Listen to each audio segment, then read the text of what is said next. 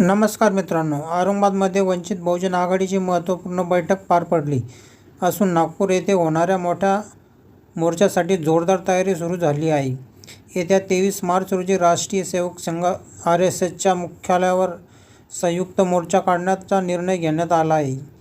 या मोर्चात वंचित बहुजन आघाडीबरोबरच इतर समविचारी पक्ष आणि संघटनाही सहभागी होणार आहेत. या पार्श्वभूमीवर औरंगाबाद येथे पश्चिम व पूर्व जिल्हा तसेच शहर कार्यकारिणीतील पदाधिकारी आणि कार्यकर्त्यांची बैठक झाली. या बैठकीत मोर्चासाठी व्यापक जनजागृती करण्यात भर देण्यात आला.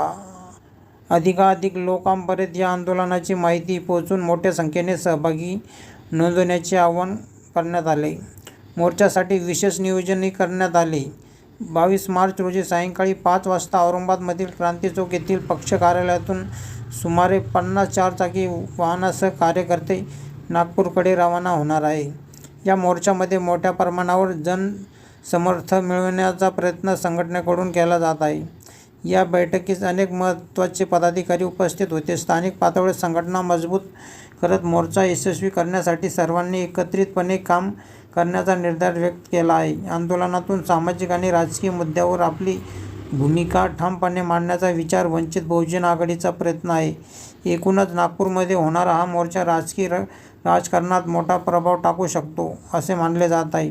आता या आंदोलनाला नागरिकांचा किती प्रतिसाद मिळतो यांच्याकडे सर्वांचे लक्ष लागले आहे. या व्हिडिओबद्दल आपले मत काय कमेंटमध्ये नोंदवा. आपण जर नवीन असाल तर व्हिडिओला लाईक करा, चॅनलला सबस्क्राईब करा. धन्यवाद.